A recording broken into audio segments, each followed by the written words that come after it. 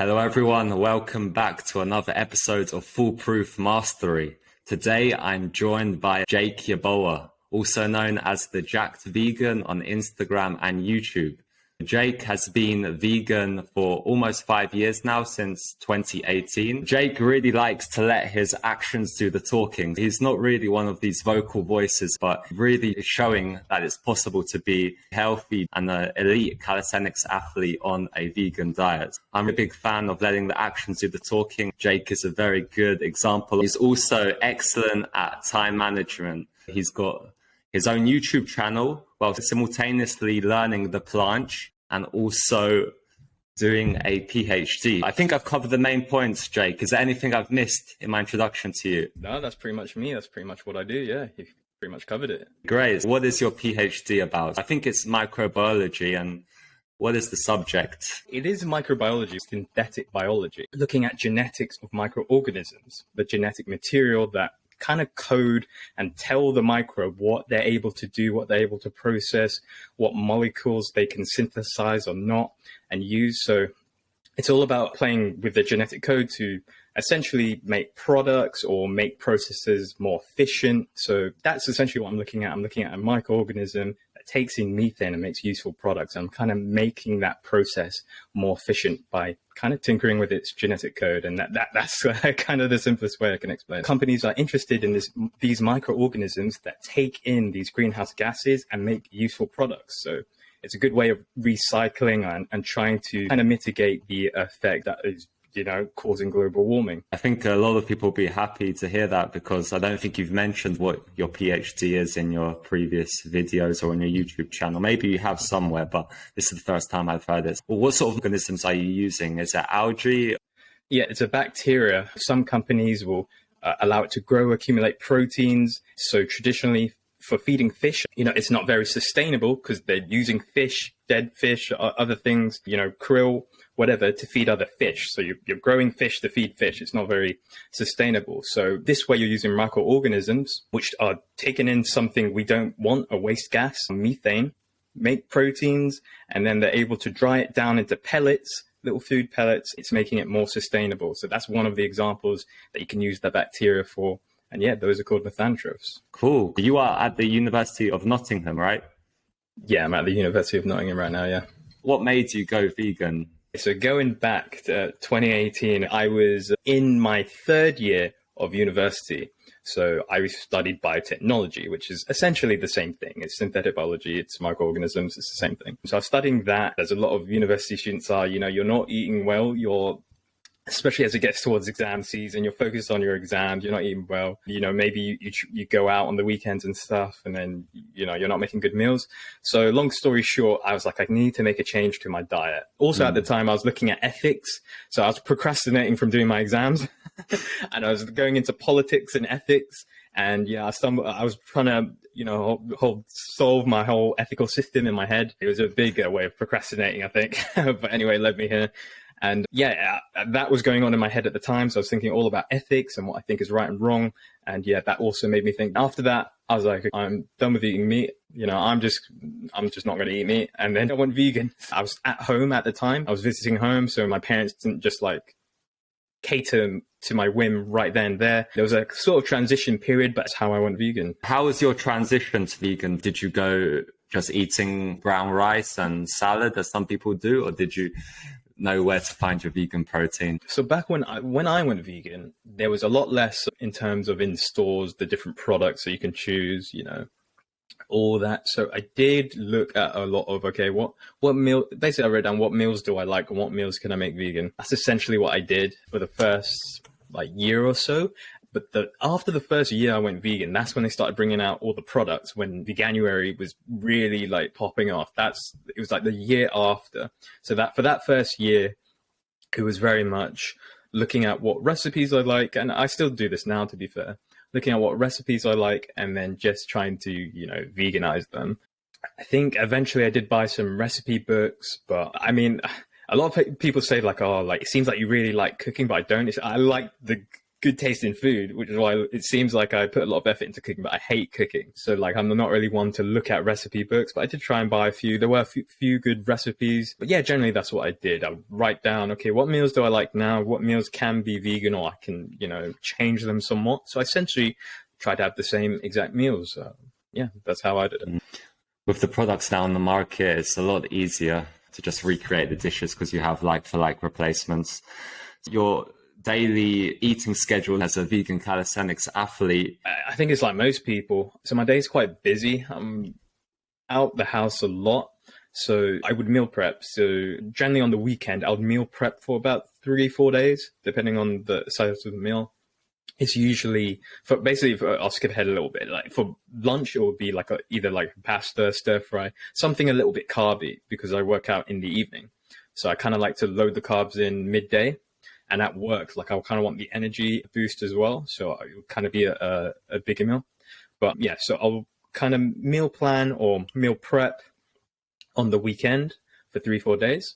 Then it comes to the week. In the morning, like I'll probably have either like a protein cereal or a little vegan stir fry. So just tofu, beans and toast or something, depending on whether I'm trying to cut, so lose weight or lose body fat, or if I'm trying to bulk up and gain weight. That will also differentiate what meals I'm having. Yeah, I don't know. We could, go into that. But yeah, essentially I'd have like a little neat breakfast. And then for lunch, I'll have the meal prep, which is usually something more carb heavy. Obviously protein there as well. And then I'll have a snack around 10-11 because, I'm quite busy. I want to keep energy up. So I'll have a snack around 10 or 11, like before 12, sometime before 12 and in between breakfast.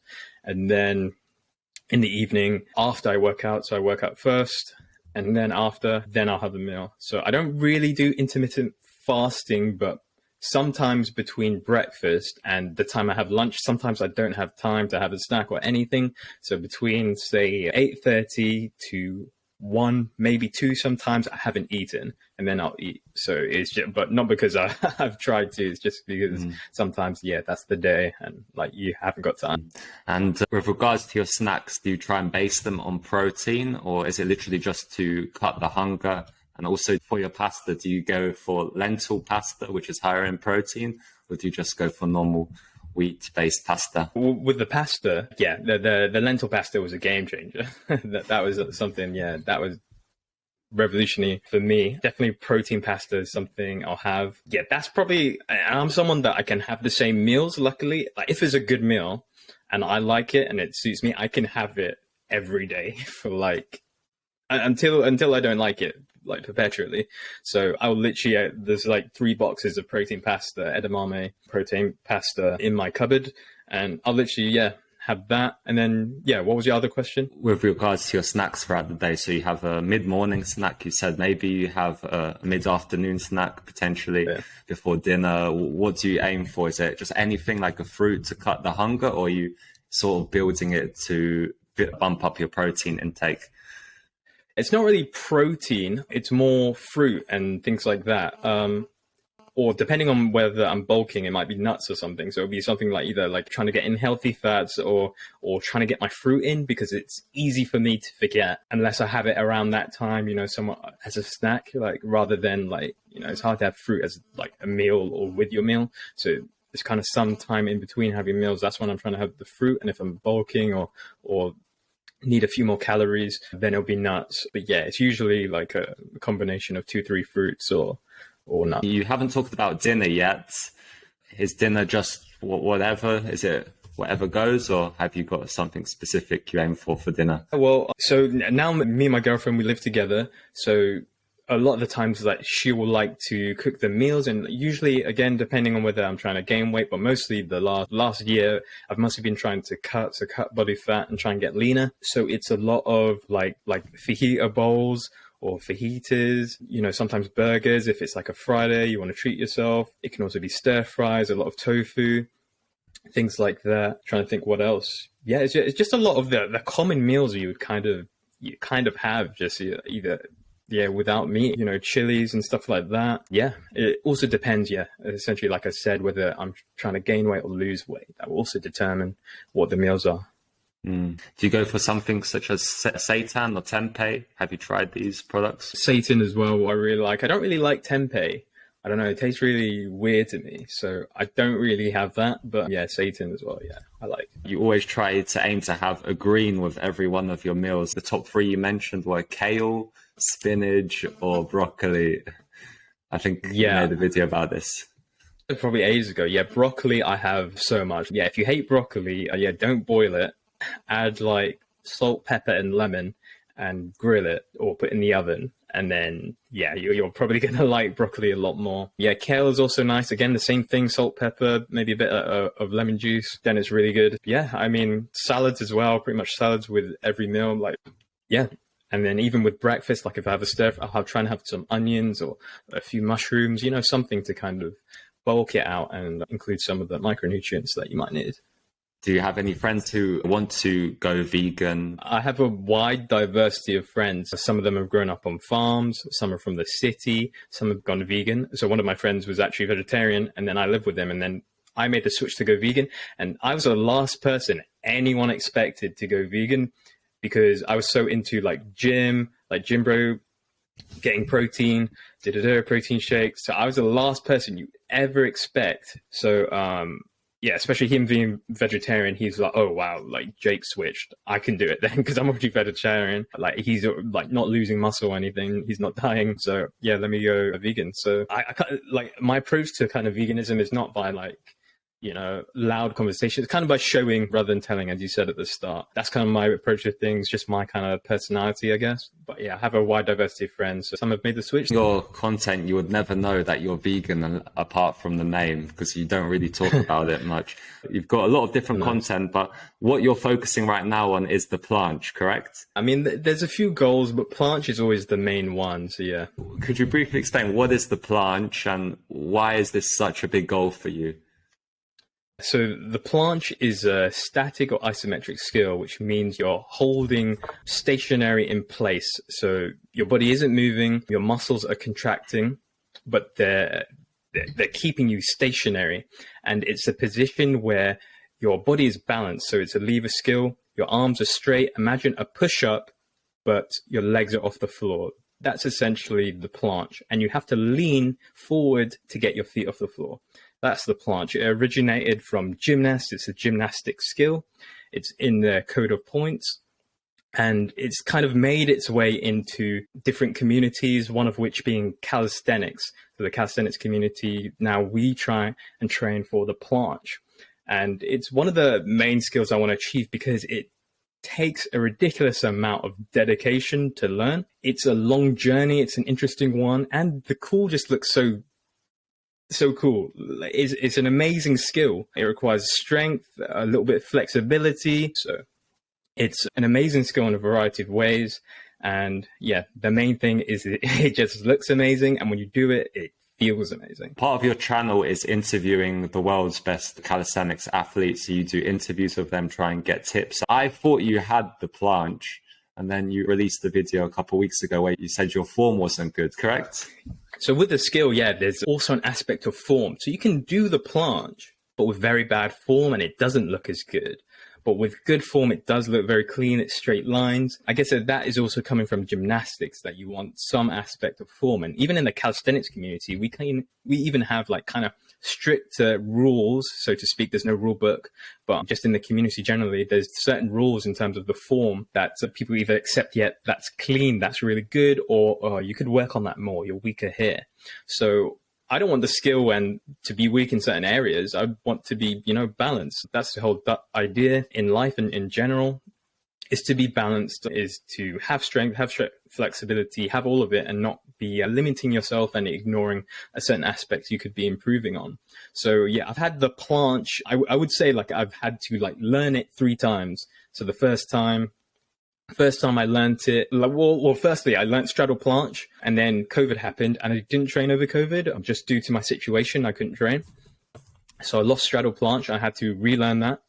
And then I got full planche, but then I lost the strength. I think maybe I got slightly injured or something happened where I couldn't train as much. So I lost it, had to relearn it again. So then I had the full planche, but I realized, okay, the form really isn't there.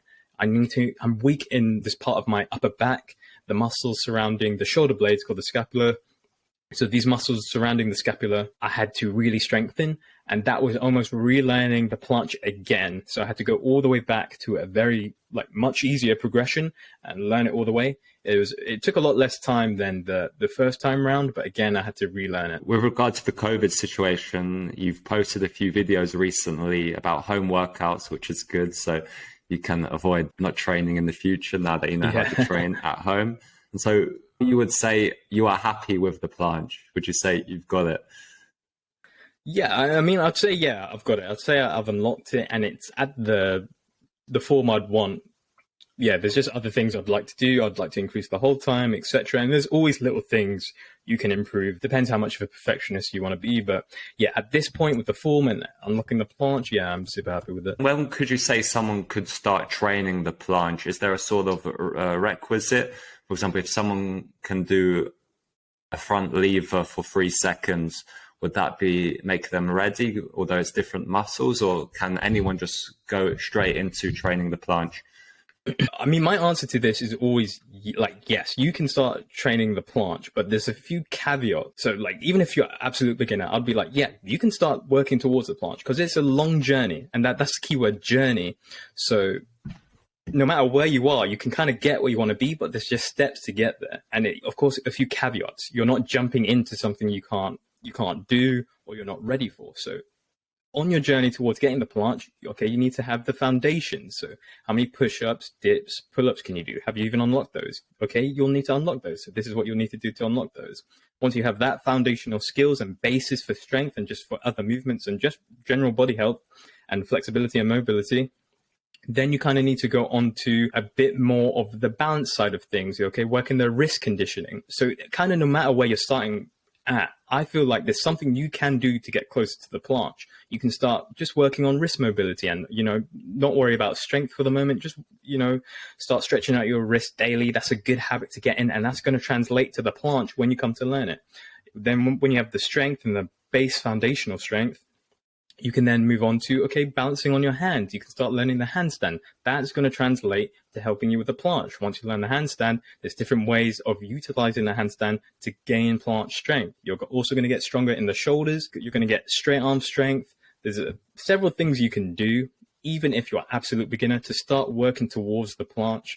So yeah, so that's why, I don't know, when people say oh yeah, don't train planche till you're here, I understand what they're saying, but at the same time, there's something you can do to get closer, even if it's not directly training the specific skill. Yeah, that's my take on it.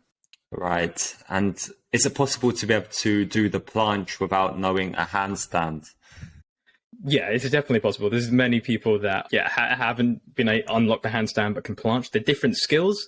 There's just certain exercises like the press negatives. So straddle press to handstand negative. So you're in a handstand, and then you allow yourself to come down into the planche position. You try and hold it if you can. If not, you just drop down as slow as you can, and then do that for reps. For example, that exercise is really good for learning the planche, but there's other ways of learning it because they're different skills. So yeah, it's not a requirement. Lots of people get blocked on the tuck planche. I've tried it as well, and I don't know how you get from tuck planche to straddle planche. Do you have any tips for this? There's so many questions, and this goes into the whole risk aspect. I have to ask the questions like, okay, what is that person doing now? Okay, well, what's your base foundation of strength? Can you do this, this, and this? Like, how many pull-ups can you do? You just need to check. They have all the prior boxes checked, prior in a way. Like, how did they get to where they are now? What did they do? They skip anything. So make sure, okay, what your weakness is at the moment. Have you conditioned your wrist? That's another thing about the planche. A lot of people hop into it because there's not that much information. And like I said, there's only been a recent surge. So it's only now getting popular, specifically for the tuck planche to straddle. It really depends where they're at. I'd have to ask these questions and also see their form. They're me being able to see what they're doing. So I have some clients as well. I'll always say, as soon as they meet me or someone asks me for help in DMs, I'll be like, okay, send me a clip. Because when I can see visually what's going on, I can see, okay, this needs to be improved. That's likely from this. What have you been doing before? Oh, I can see they haven't been including this thing. You'll need to add this and focus on this. Oh, are they recording themselves? No, there's also, yeah, so recording yourself is also another habit. And there's many habits in calisthenics you kind of need to do because it's different to training with weights. It's a lot more vague. So with weights, you have the incremental numbers and you can just understand visually, okay, I'm this strong because I can lift this weight. With calisthenics, it's a bit more vague because sometimes it's a balance move. Sometimes you have a different setup each time. There's a lot more vagueness to calisthenics, which is why you need to bring in certain habits to make it a lot more consistent. One of which is like recording yourself, logging your hold times. A lot of people don't do this. I think it's so complex, but just the general thing is to go for your max progression that you can do and hold it for as long as you can, and then potentially add in drop sets. Yeah, there's an aspect to that. So that can work for some people. So there's an aspect of doing your max where essentially you're training harder than last time. So planche, learning the planche is essentially a strength game. There's a bit of flexibility and, wrist conditioning and all that. But essentially, the majority of it is a strength game. Do you have the strength to hold yourself in this position? So the answer there is, okay, I need to build the strength. But the hard question is how.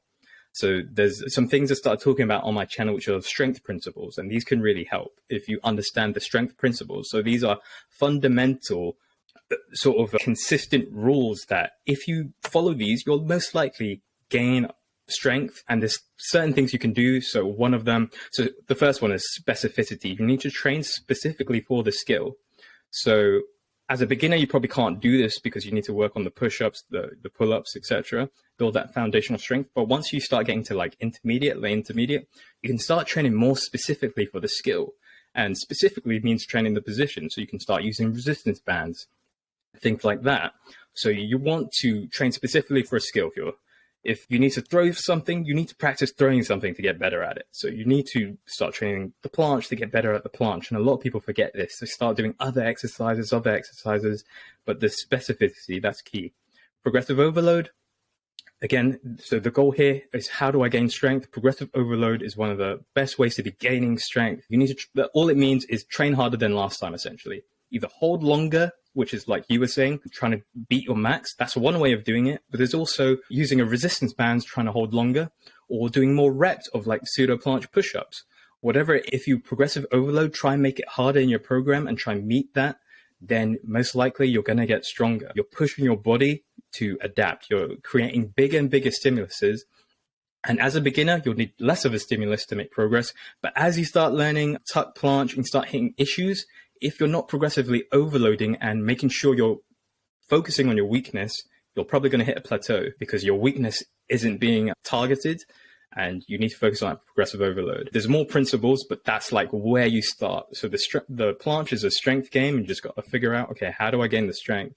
And figuring those strength principles out and making them work for you, that's basically a good place to start. I think it's good that you mentioned specificity because so many people do progressions and they never actually try the actual move. For example, with handstands, people try all sorts of different exercises without ever actually trying to get into a handstand. Doing the actual move with a resistance band if you need it or some sort of assistance is a good idea. I mean, there's no... I mean, there kind of is a right and wrong way, but things will work different for different people. Some people progressions like work super well. I found for me, it worked in certain periods of the journey, but not for other periods. Like advanced tuck was so hard for me to learn. I was able to get there. I didn't have resistance bands at the time, or I didn't know a lot of the other exercises, and I was able to still get there, but like I said, I had a few issues, which I had to go back and address later when I had a lot more knowledge. So yeah, like a lot of these things can work, like progressions can work, attempts can work, but if you learn the strength principles and you understand what's going on and what your weaknesses are, you're most likely going to make progress and be able to avoid plateaus. What are your next goals now that you've unlocked the planche?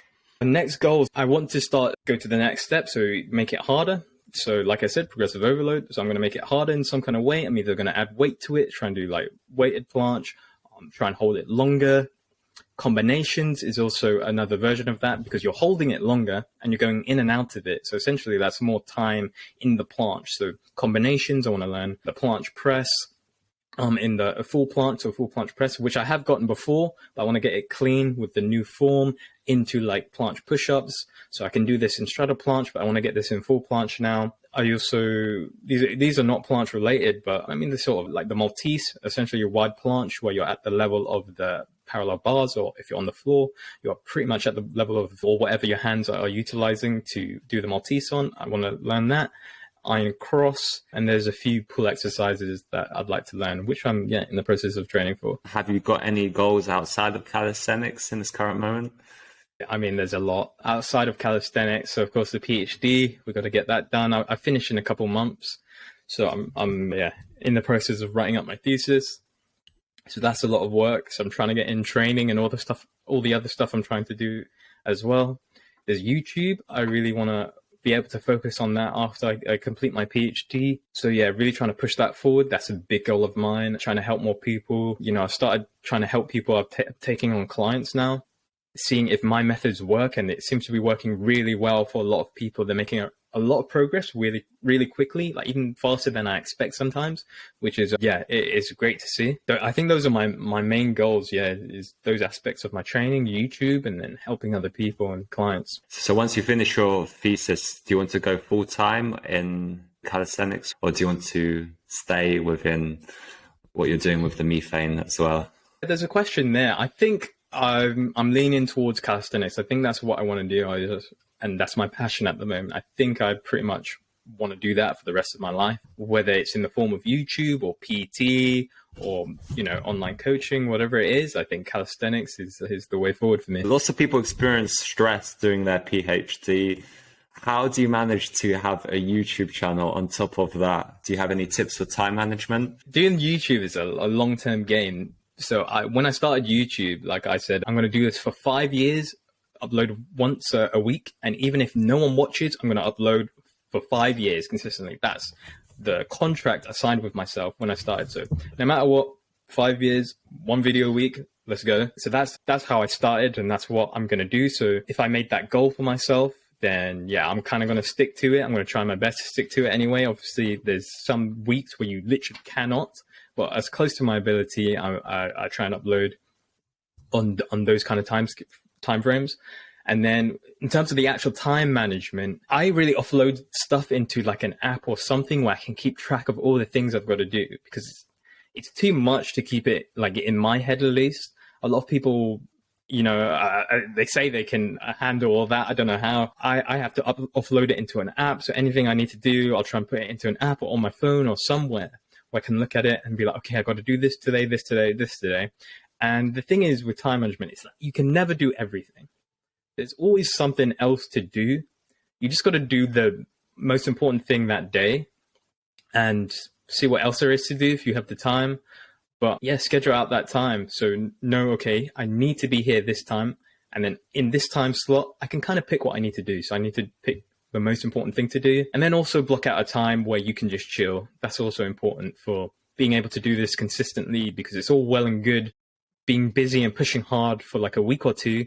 But then if you get burnt out and then have to take 2 weeks off, like you're making less progress than if the tortoise and the hare, if you took it slow and steady, it's better off doing that. So trying to find a way that works for you. For me, like using an app or something external where I don't have to keep everything in my head, that keeps my head clear, and then I'm able to kind of focus. Have you ever got to a Sunday where you're like, oh God, it's Sunday, I need to upload my one video. I've signed the contract with myself to upload, and you haven't started working on it?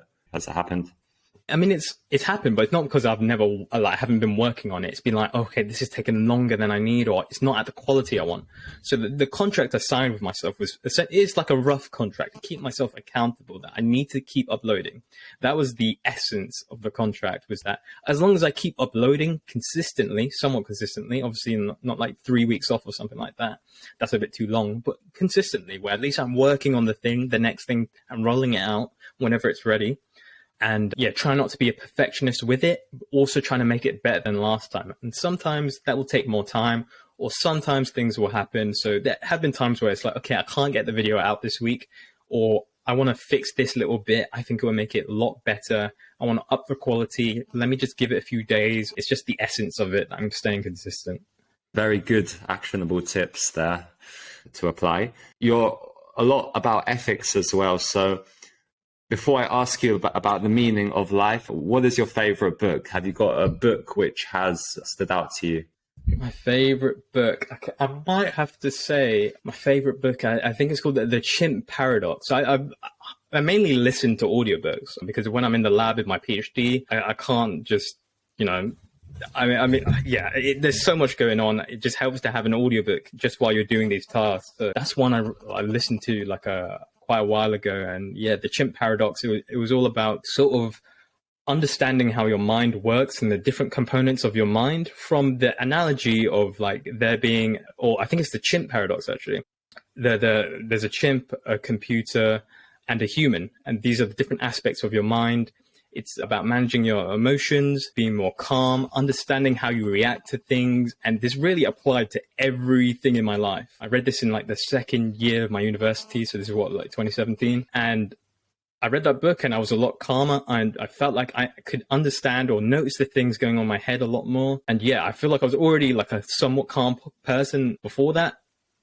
But then after, it was like a different level of understanding myself. And I think understanding yourself and introspection is one of the most important things you can do. Like, I think ever, like, of course, managing your physical health is one thing, but your mental health. So why do I feel the things I feel? If you're happy about something, like, why are you happy about it? Sometimes people be angry about something. They won't even know the real reason why they're angry is not actually because of the thing that happened. It's because of something deeper that they don't like about the general thing that happened. And you understand that, you'll be like, okay, that's also why I get angry about this thing, okay?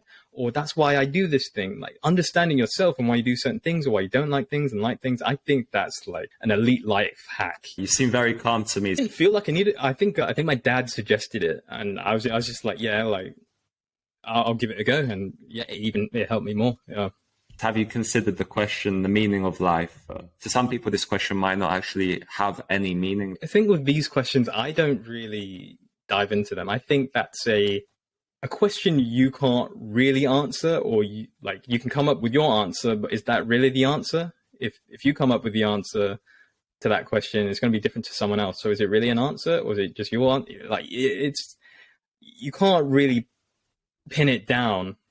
So I'd rather focus on a different question that I can answer. And I mean, I guess for some people, they would like to answer that question. For me personally, I'm okay not knowing. I feel like I'm okay not really defining the answer to that question, even for myself. I kind of will accept it is what it is, and focus on questions I can answer, like how do I learn the planche?